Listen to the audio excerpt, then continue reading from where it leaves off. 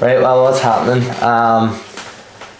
I'm Jack from Jack and the Beantalk, and today's guest is Lisa Barrett. Hey everybody. So today we're going to speak about what Lisa gets up to on her day-to-day life. Lisa also has a podcast of her own, which is actually live on now. It's called The Good Shit of a Woman. I spoke about it in the last episode. You have to look forward to hearing that. Yeah. And so Lisa's on now. Lisa, how's your day going? Today's a bit of a crazy day. So today I had a meeting up in the studio with the guy that's been helping me with my new website, which goes live next week. So I'm excited for that. I'm here with you doing a recording, and then I'm off to Belfast to meet my next podcast guest. So it's all go today. Busy. So what else do you do in your day-to-day life? I run my own studio gym, so that's my normal life. That's the normal Lisa. I help women get fit and for weight loss, and I love it. So I do. Do you feel like our country lacks in female trainers? Like, do you feel like women take a step back because they don't want to go towards a male PT over a female PT? Well, this is where I was the opposite. Years ago, I used to go to male trainers, okay, because I lived totally in my masculine, where now I would stay away from male trainers. My industry alone is quite a masculine industry. There's not many female trainers, especially even in the Carrickfergus areas. So it definitely needs more women and a female touch, and that's all what the podcast is about as well. Mm-hmm. It's about things that I have been through, things that I'm helping clients with, and so I think sharing the authentic side of me is what's going to help women as well. Yeah. So see, ever since you started the podcast, would you say you've had a lot more women come forward to tell you about their life, tell you about their stories? Every day nearly. I have my inbox is full of women who want to share their stories. Now at the moment I only do one episode a month, and I haven't even got through the amount of people that contact me, because I'm trying to keep it obviously, a mix of everything, not just the one way, so that it's not just trauma. People who work in the industry it did start off only females, but as you know, I had Graham on, who works in the personal development world as well. Yep. And my next guest as well is actually male, who I'm going to meet today. So it's definitely, it's getting a perspective on, as women, we need a perspective, a male's perspective as well, I feel. Mm-hmm. And these people working in the mental health industry as well, we need it. So, I'm actually working with two girls at the moment from Belfast. Their social media presence is actually really good, but they're sort of aiming to do something similar to what you're doing. Okay. It's not a podcast, but they want to do like a documentary type series. And it's speaking about women going through trauma, going through issues. Yes. Like, on a male side, sometimes we won't actually understand what women actually go through. Yeah. Sometimes we just go, they're just being a wee bit soft. But in reality, it's a lot bigger. That's where I think your podcast and stuff, it does show even the males what women go through, if you get me, because you explain it more. Yes, I know there is actually a lot of male people that watch the podcast as well, and that was my reason for bringing Graham Anderson on as well. He was brilliant, and a lot of people thought he was fantastic, and you've done work with him yourself as well. So I did kind of have a little flip that it needed a bit of masculinity as well, and plus it's good for everybody to hear, because I feel there's this thing with men, they just hide it, because they have to be seen as the masculine. They have to hide their mental health, and that is something that is serious here in Northern Ireland as well. That's what them two girls were even saying too. They were speaking about how they want to hit that, like their main niche, what they want to go for is female mental health and female, there's another word, it's out of my head, the other word's out of my head, but Oh, it's like trying to empower females. Yes. And sort of push them towards talking Yeah. and stuff, because at the moment, you check social media, it's all men's mental health. They all speak about men's mental health. Men need to speak up. It's about empowering women, and that's what they're wanting to do. The way they're trying to put it is everyone should be confident enough to speak, whether you're male or female. Like, they're trying not to have it targeted at one.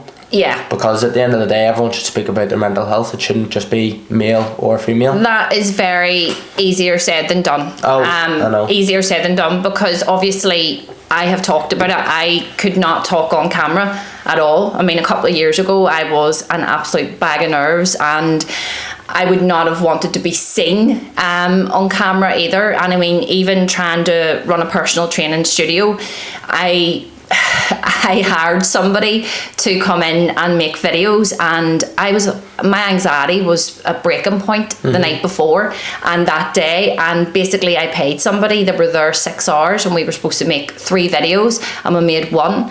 It was just, that's when I really knew that I was at breaking point and something needed to change. So that, another reason I think it's good for me to share them kind of stories, is because people look at me and they're like, you're so strong, you do this, but that didn't just come overnight. You know, I had to go through a whole healing process, which I've talked about as well, and things I've dove into in the personal development world to heal from everything that I was struggling with. Yeah. What would you say was sort of the breaking point for you to go, screw it, I'm doing it? And then, like, the podcast, just being in front of a camera in general. Well, a lot of people think I started the podcast because my relationship had broke down, but the podcast I had in the pipeline months before, but I just was not brave enough. I just didn't know how to talk on camera. I was like, people will not like me, I'm so embarrassed, you know what I mean? But it was like this wee pipe dream that I really had. And as time went on, my last relationship, not to dive too much into it, it really broke me. It broke my soul. It broke my soul in the sense that my anxiety was just horrendous because of the things that was going on. I also had my home wrecked. Now, not by the person I was with, but it was someone related to him. So yeah, that relationship broke my soul. So I believe that, that was what drove me to step up and start talking about the things that had happened to me, and just show that, you know, you can actually heal, move on, and run a business, and be yourself. Would you say sometimes when things get broke, it can be built bigger and better after? Sometimes it can almost, it's either make you or break you, the saying is. I do believe that, yes, because I would say I have been on a spiritual journey for probably about 10 years. I've dipped in and out.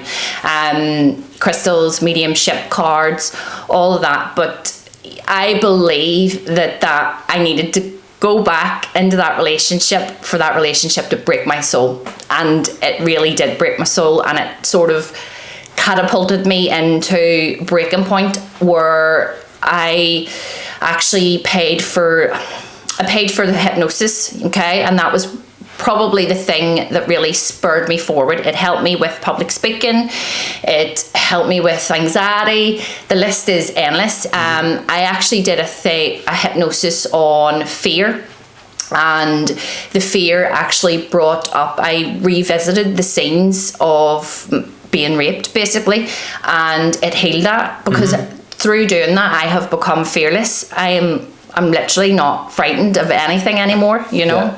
So I do feel that sometimes you have to hit rock bottom to get up and move forward. Yeah, that's what I've always sort of tried taking, because sure, I've spoke to you about it, my best friend passed away and stuff. The likes of that, if that didn't happen, I probably wouldn't be sitting in this office right now. Like, would you believe the saying, everything happens for a reason? I do. I believe our souls, now this is going, I believe our souls have an agreement before we get here, and there's an agreement to bring you into line with your purpose as well. And I believe speaking in public is part of my purpose, because it always makes me feel good. you were at my last recording. Eileen, I had on, it really, she said it herself, it helped her heal. And there's a lot of other people, so I do believe it. Yes, I do, Jack. Well, I always try sort of believe it, and then sometimes other things sort of go, why is this happening? But what would you say the hardest part of you being in front of a camera is? Like, what would you say, I don't know how to explain it, what goes through your head before going on camera? Because like, see, for me, sometimes I have to pick myself up, turn on a motivational quote or something and just go, right, jumping on. In the beginning, it was like, oh my God. So I'll go back to January, right? I'll go back to December. So I basically did the hypnosis on anxiety, and I just transformed into this different person. I felt different, and I had booked a meeting, basically booked to do with the podcast and whatever, and then bang, my relationship was over, and I was like, oh my God, I can't believe I'm going on the set, I have to do this, what am I going to do? And I had to sit down with myself, and I was like, you know what you have to do, Lisa? You have to be yourself. Be yourself. I was like, am I even strong enough to talk on camera about, like, I haven't even cancelled my own wedding yet. Am I going to be able to do this? And I literally had to sit with myself and do this. So that was what I'd done. And then I was like, once the camera started rolling, I was just getting into myself, just started being myself. Flew through it, to be fair. If you don't know, I actually helped record Lisa's first podcast. Yeah. It was actually snowing, wasn't it? It was that one, wasn't it? Or that was that the second one. I'm not sure. Was that the one with my first guest? I can't remember. I have a feeling that I thought it was the first one. I'm probably wrong, but because they tend to. But yes, to begin with, I did have like a little ritual. I had to listen to a hypnosis every morning when I was doing one. But it has kind of dropped off now because I've done so much work on myself, or I went out for a walk as well. But it's about being yourself, and I don't majorly script mine, as you know. I just kind of have like a wee guideline, and then I just go with the flow, and I find the ones go with the flow are much better. So they are. Well, I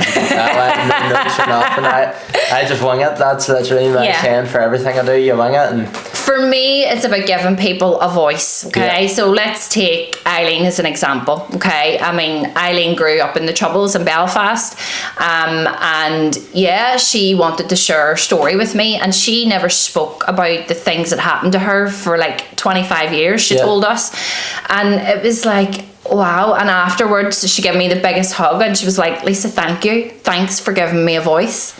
You know what, like, see, even me sitting on the sideline watching it, but like, it was absolutely crazy just like hearing what she's been through, and like, she's still able to go. Like, it shows how strong people really can be. She's amazing. She is, really, isn't she? She really, really was. She was. Funny as well. Yeah. And I mean, that's the thing. The guests are totally different. Yes, Eileen's on sharing her story. Then we have Kira, who works in the personal development world, runs her own makeup brand, completely different story, but it's basically showing what she has been able to do in being an entrepreneur, and also, the personal development world, and also sharing her struggles as well. Just shows it. What, I forget what the quote is. Them girl says, every woman has a story. That's what they're putting their wee slogan as on their wee documentary type video they want to do. Jack, we all have a story. And that's what they're trying to get. I don't know how to explain it. They're trying to get it. They're getting all these other content creators to join in. Yeah. And like create this big video just sort of pushing out about mental health, women's struggles. I don't know if they're doing too much in the men's side yet, but I think they're starting off with women, then working their way up. Just because they're from Belfast, they said Belfast's real bad for it. Like, there's not much for women to do. Mental health alone in Northern Ireland is the highest in the UK, and especially men's. So that's amazing what they're trying to do. So it is. So I take my hat off to anybody. And it was the same when I met Graham. When I went to one of his events, and anybody who sets their own time aside to talk about mental health, to put money into it, you know, they're trying to help people. They want people to heal, and they're basically sharing their stories. That's why I share that I did RTT therapies. I've did other stuff. I've been away to retreats. I'm going on another retreat here soon. So I want people to heal. Do you know what I mean? I was actually speaking to a fella this morning, trained him in the gym. It was a last minute PT. He just messaged me, can you quickly train me? So I done it. He was telling me about going doing Cambo with him. So I want to try that with him at some point. Cambo, I've never done. I sort of looked at it a couple of times and I was like... He says to me, he was like, during it, it's vile. It can be awful. It's the worst feeling ever. But he says after, it's just...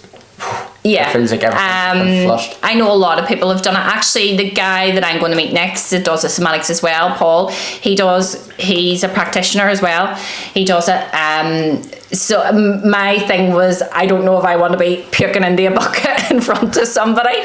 Can you not? There's like different intensities, I'm almost sure he was saying.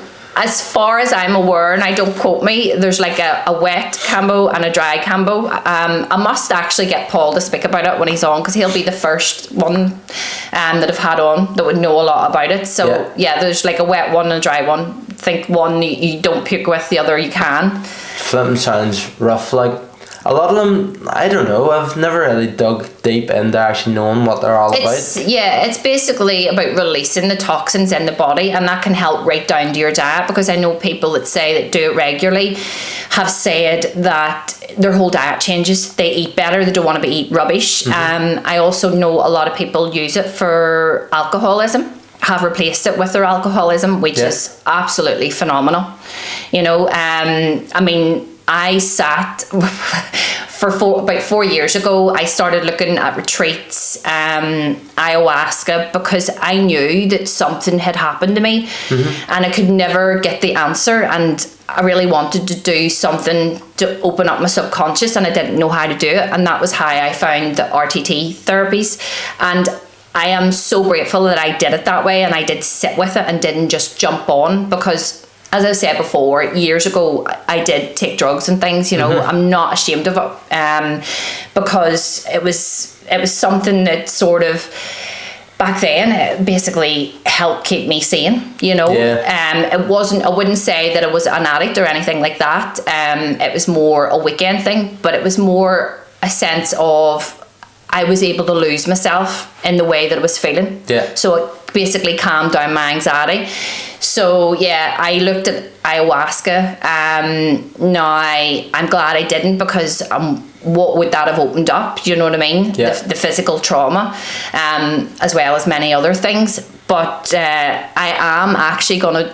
I'm actually doing a retreat next month with ayahuasca, because I do believe, I've sat with it now for 4 years. It keeps showing up. It keeps calling me in different ways. And I also do want to try these things so that I can talk about it, help people, you know what I mean? You can talk from experience. Talk from experience as well. Just sort of. But it's not because I'm needing to heal from anything anymore. It's more about spirituality, okay? So I am into mediumship. I do mediumship. I do cards. I do a lot of things as well, besides being a personal trainer. But I believe I'm being called to it for spirituality.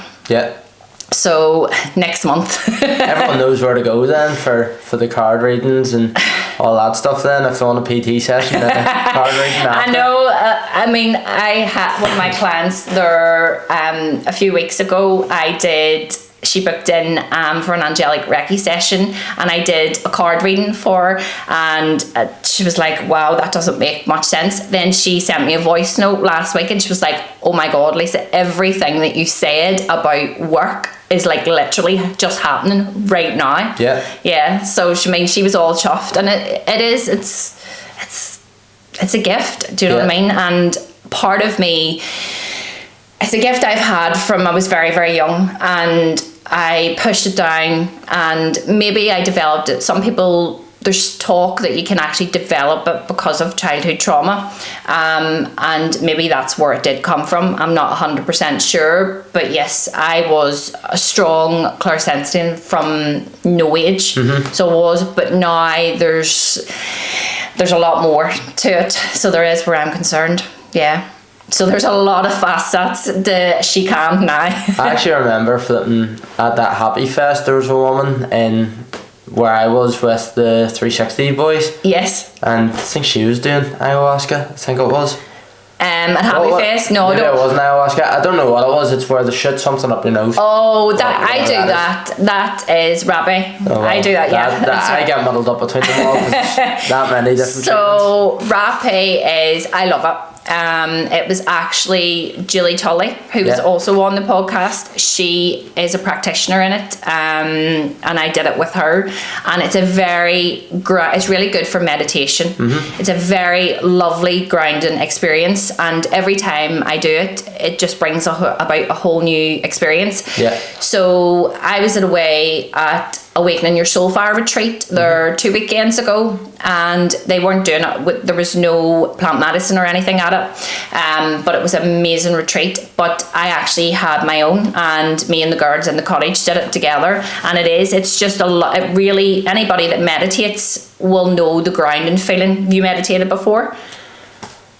I've done something in the gym with a fella called Gail. He made us all sit, and it was all about breathing and controlling everything. And so that lovely, warm, fuzzy, grounding feeling, and you can just drop into your subconscious as well on it. So yeah, I love it. Because I'm almost sure my stepdad, he was coached Ando Kakachi, the world champion. They got like a camp house leading up the first IBO world title defense, or not defense, the fight for the world title, and I'm almost sure they done meditating before fighting and stuff, and they says it was a game changer. Even for the sports side of it, like you sort of went in just clear minded, ready to go. I've heard that before, and actually another hypnosis I know was Steph, the solo mums. She does RTTs, and I'm nearly sure I've seen lately that she is actually working with fighters. So that's cool. So I think a lot of fighters need it. I think that's a big thing fighters should really get into. All that stuff. To help bring well, they do say, and you would know, so you tell us, Jack, like, I mean, they do say, you know, if you get angry during a fight, it's not good. Yeah, it's cool, calm, collective is the best way to be. If you get angry, sometimes that's where you'll lose a fight, because you don't think when you're angry. You just do what's going on in your mind. Or say for cool, calm, collective, you can read someone better. Like if I'm looking at someone and I'm angry, I can swing for you, but 9 times out of 10 if they're cool, calm, collective, they'll just get away and then jump on you. Whereas say if you go in with a clear mind, just happy as Larry, a happy fighter's a dangerous fighter. That's always something I've believed in, because see if you go in and believe that you're beat already, you're going to get beat. If you go in believe you can win, you'll give your best shot anyway. If you lose, it'll be just by a fraction because you've gave your best. If you go in angry, it's not going to do any good. It comes back to like self-talk. I mean, I talk about it all the time. How you talk to yourself is so important. Do you know what I mean? And I was a woman who was masking. I was like looking like I was talking good to myself. Did look well, probably looked in my best shape, and I was like dying inside, hating myself with the anxiety, didn't think I was good enough. So it is all about how you actually talk to yourself. And I know I love boxing. I used to do a lot of boxing, and then when I took the fibromyalgia really took hold of me, I couldn't box anymore. My wrists were so sore. But I mean, in the last few months, I have actually been back hitting the bag in the studio and being able to do the pads again with clients, because for a while I wasn't able to, just because the impact was hurting me so much.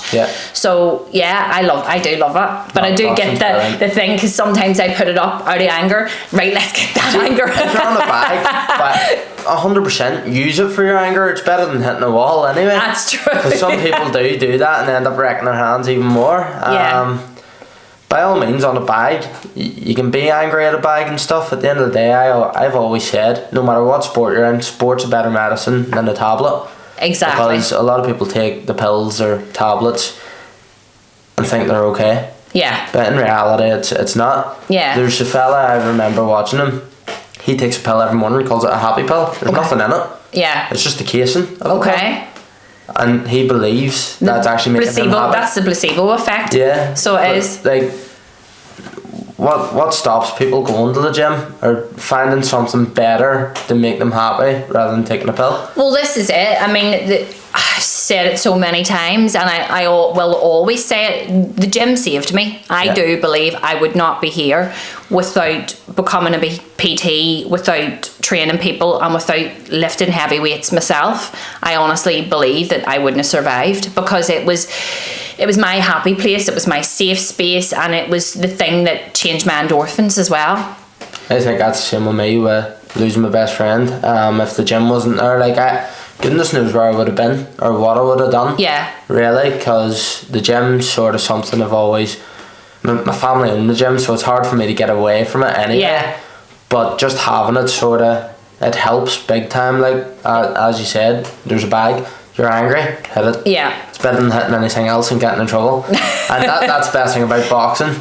You're allowed to hit people in the face, and it's legal, it's okay to do. Yeah. Like, you don't get in trouble for hitting someone in the face in boxing. That's the best part about it. Like, you'll see on Zoe's TikTok, she's done one saying, getting into the ring to fight, and it's legal with a wee laughy face. Legal's the good one, isn't it? Yeah. Or illegal's the bad one. Yes. I always get muddled up between all that. No, flipping. It's crazy how I'm able just to box and hit people for no... Well, that's it. That's your calling. Do you know what I mean? That's where you feel good. It's the same with me, you know, helping people, training people, helping people lose weight, also helping people their mental health. People reach out to me and I signpost them in directions. The podcast, basically listen to things that not clients, but I mean guests on the podcast have been through. Yeah. People can relate to, you know what I mean? They might not want to speak on camera about it, which is totally fine.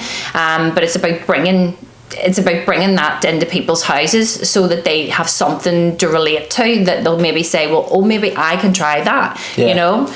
Do you feel helping people helps you? Almost that's what I've always told people is, like, a lot of people say to me, Jack, you need to get the weight off your shoulders before taking on anyone else's weight off their shoulders. Yes, you do need to look after number one. See, for me, like, I feel like if, say, Bob comes over to me and says, Jack, I need help with this, I'd rather help him with his issues rather than jumping on my own first, because I feel like if I've helped Bob be happier, become a better man, it makes me feel like I've actually swept weight off my shoulders. Yes, it can do, but then you can get lost in the fact that you can be it can get to the point where you're pleasing other people and letting your own mental health decline in the background, which was something that did happen to me. So I would say look after yourself as well. Yeah, well, that's just been one thing which I've always done, is try to jump on to helping other people before helping myself. Like, I find it mad, the PT thing, I'm qualified as a PT as well. I was training a load of people, but I had, like, grown adults coming to me with their issues. Yeah. And whenever I first started personal training, I was only 17. So I found it mad that a 35-year-old was coming to me, asking me advice on life and stuff. That is the thing with personal training, and as you probably know as well, you do become a counsellor along the way. I was having, like, for years, I was having lots of women who mirrored symptoms that I had, or who were coming to me and maybe after a couple of sessions were talking about rape, you know, being raped, and they were obviously maybe didn't do anything about it, but they were just needed somebody to talk to, which is brilliant, you know what I mean? Everybody should talk to someone, which is really important. But going back to, you know, that's why the podcast is good, so that people can listen to it as well. Do you know what I mean? Yeah, I think it almost shows as well that, like, a lot of people even see your podcast and go, I can relate to that. I can relate to that. This is how she got over it. Maybe I could try that. I feel like that's a good thing about your podcast. It's not about really saying, oh, because I've done this, you can go and do this, but it's about giving so many different avenues. I mean, there's plenty of guests on it that have done stuff that I probably won't have any interest in doing. You know what I mean? But it's just more so showing people that there is other ways to not fix something, but sort of to heal, rather than going down the route, because you do see it a lot where they'll just drink drink the pain away, which doesn't really actually drugs. work. I was guilty of that, definitely. Definitely. That's what I was saying on the first episode with Paul, how you never know what anyone's going through. He goes about Belfast handing out letters with positive notes on it. That's his big content thing he's doing at the moment, and he just likes trying to help motivate people and stuff. But he's doing all that, but he runs up after and asks, is it okay if I use this video? Because he videos himself doing it. Then some people actually tell him the story. He had a girl recently where he went up, handed her a letter, walked off, went up, asked if it would be okay to record it and stuff, and she told him that she was homeless. Aww. But in his head, he's seen a girl just sitting there happy as Larry outside City Hall writing in a book. Didn't even realise. And that's what he says. Like, visually, she looks like a normal woman. She could be going home, having dinner, doing whatever she's doing. But in reality, she's actually stuck on the streets now. Yeah. That's what he said. He was like, see, Belfast, it's scary. Like, yeah, I love Belfast. I mean, I actually grew up in Belfast. I didn't move down here until I was in my 20s. So, and I mean, even, obviously I don't go in as much, but I mean, now when I go in, it's like, oh my goodness, it's the city itself has become amazing, but the amount of homeless people is scary. It's just because of the price of everything now, but I think that's a big issue. Yeah. Literally everything's like, the prices are getting higher, but the wages aren't going higher. Yeah. Or if the wages are going higher, no one can afford what you're expecting paid, really. Yeah. So it's not really fair on people. That's where I think our country's so bad for it, is rates. I don't even know what else there is. Rent's even stupid prices, especially in Belfast. And 9 times out of 10 you look at the housing and you're just like, you're expecting 500, 600, 700 pound for a 2-bedroom house, which is falling apart. Yeah. Like, but the C word had a lot to do with that, and then the economy and COVID. So it has. But the homeless rate, a girl used to do my hair years ago. Her son, she does the kitchens, the soup kitchens and things like that, and she got into it because her son became homeless. He was that far into drugs, and basically he was just in that kind of the frame of mind, and he just didn't want the help, he just wanted the drugs, and that was why she got into it. And that was when I took a bigger look at it and sort of took a lot of stock around me. Anytime I was in Belfast, the amount of homeless people sitting about is scary. Yeah, it is scary. But you want to know what I find too? Do you believe there's some people that pretend to be homeless in Belfast? I have heard this quite a lot. I would say in terms of, yes, I do believe it is going on. I do, yeah. I heard a story where someone just watched somebody basically get changed, go up, and There was a time me and my mate Jamie, which does the abandoned buildings, we were walking through Belfast handing out Easter eggs. Just because it was Easter, and we ended up spending a fortune in flipping Tesco's to buy all these Easter eggs just to hand to homeless people. Yeah. Some people now go, you're stupid for doing that. We were happy because it brightened up their day a wee bit. It was actually a pain to try find some homeless people, but because the police were out telling them to move, but they've nowhere to go. Exactly. So we finally got all the Easter eggs given away, but then we seen someone take 4 Easter eggs off us, get up and jump into a car. We're sitting there like, how does that work? But you're able to drive a car, but yeah, what? Yeah. So we got confused at that. That's where we thought maybe they weren't homeless; they're just doing this. Well, I mean, you take that storm the other night. I mean, when I was closing my curtains in the bedroom, I was like, oh my God, could you imagine like being homeless out in that weather? That was where my mind. That was the empathic part of me went, oh my goodness. That's where I'm sort of like, and even starting this podcast, but is sort of. Hopefully over time, because I've brought Paul on, he goes about spreading positive notes and stuff. You're a personal trainer, plus you run your own podcast, trying to sort of benefit other people from it, sort of giving them a story, giving them what, like, it's almost like a motive type thing. It pushes them to get up and do better for themselves, do better than they need to do. I've realised now that that's sort of what the podcast has ended up being about. It's just like positive people trying to push positivity into the world and stuff, because I think our country lacks it. Especially kindness. Like, I feel like it's one of them ones. Everyone's kind, but they'll get what they're given. Yeah. It's funny you should say that, because the World Mental Health Day was, what, last week, wasn't it? Last Wednesday, I think yeah. it was. I actually didn't post anything to do with the podcast or whatever, because I'm out here talking about it every day and doing it. And I thought, you know what, I'm not going to post anything about it today, because I'll tell you why. Because so many people jump on the bandwagon and they're like, mental health, and then they'll not give a shit. The other 363 whatever days of the year, they'll not give a shit. I know. You know what I mean? They'll gossip about people, they'll be horrible or whatever. So I was like, you know what, I am not going to post, because I do it all the other time, and I show up all the time. Yeah. You know, so that technically mental health should be every day. Like you exactly. No matter what, you should be checking on your mates, you should be checking on family, you should even check on strangers, see if they're okay, because at the end of the day, you never know what someone's going through. Yeah. That's the way I see it. That's why people find it weird. I'll go into a shop and I go to the shopkeeper, what chocolate do you want, or what chocolate do you like? Buy them a chocolate bar, it makes their day. Oh, Jack, you're like, so kind. everyone sort of looks and goes, what are you doing that for? Sure, you're skinning yourself. I'm sitting there like, yeah, but it's brightening their day. Like, I'm speaking to the woman across the road at the moment about going in buying roses. We're going to buy a bunch of roses, going about just handing them to random people. Oh, Jack, you're so Everyone sweet. does it for videos, but whereas I wouldn't do it for videos. I have no interest in videoing. Doing that. I just like doing it. Yeah.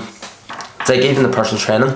I don't know how many sessions I've gave out free, but it's just because I know exercise help me. Yeah. So exercise can help them. I know I'm sort of leaving myself short on money or whatever. Yeah. But that's you have to put a not put a price, but you are worth a lot. You know what I mean? You're great. I mean, if you even go back to how we met, I mean, we randomly met, and you did photos for me. What, many years ago now? 2018 it was. 4 that's when I first started taking photos. I mean, and then obviously you. Just after 2018, whenever I got my first camera, it was on. Do you know what I mean? So you need to you're selling yourself short. I just sort of, it was more so because I know a lot of people go through tough times, and no personal training sessions aren't cheap.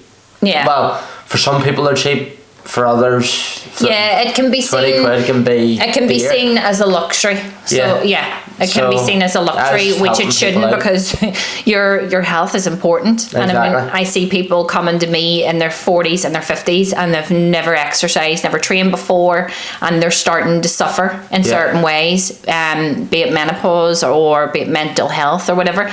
And it's like a switch flips. You know what I mean? Training becomes part of their life. Yeah, that's like me really. Flipping train every day. Have to really. If I miss a training session, sometimes I'm just like, what am I doing with myself? Yeah. I feel like I'm sort of a step behind. But final thing I want to ask you, right? All right. Okay. Not them. That's not the final thing. Actually, that's going to be the final thing. But I asked Paul and his mate Stephen, which was on, and it was, who's your biggest inspiration? Wow, who's my biggest inspiration? How long have you got?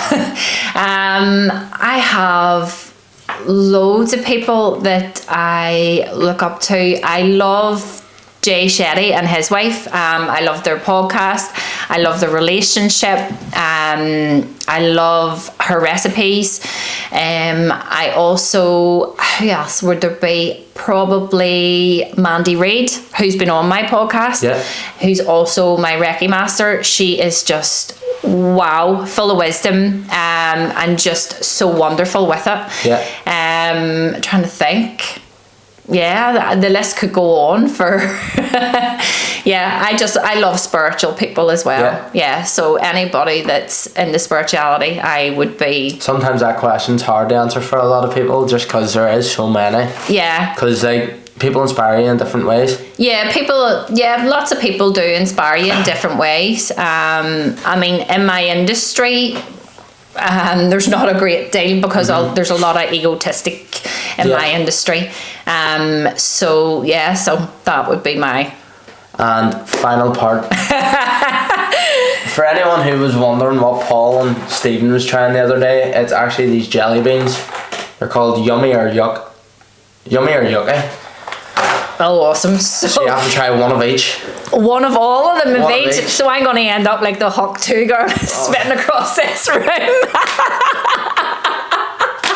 I seen your video the other day. I was like, oh no. In the middle, I thought I had to change the bag and all because the results were spit in my thing. Oh. Yeah, so the first one, what one do you want to try first? They're all rotten, are either they? nice or stinking. I'm scared now. Let me see. Let's go with blue. Blue, so blue is bubblegum or blue cheese. Oh my god. You ready? Really? 3, 2, 1. Bubblegum. Same. I'm just making sure it was bubblegum there because sometimes like a delayed reaction. Right. Let's just go. Let's just spin the wheel. So we'll go this way. Oh, green. So what's the green? Wasabi or apple? Oh, I got wasabi. I got wasabi. Oh, God. That's spicy, that. It is spicy. Right. Okay.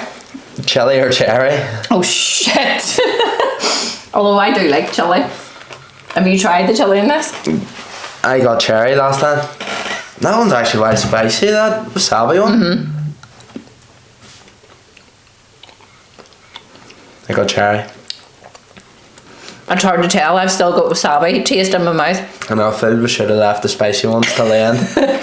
Right, where are we going now? Orange. That's one they booked at. What is it? That's one they booked at. Oh. Yeah, it's rotten fish or tutti frutti. Oh no. They're two different colours. You're giving the game away here, Jack. 3, 2, 2, 1. Oh, that. I got tutti frutti. No, it's definitely.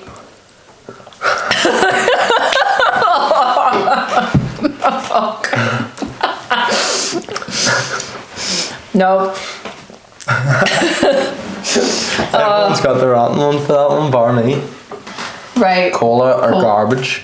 Oh, flip me. That one's bad. That's the only one I can't eat if it's garbage. Like Right. 3, 2, 1.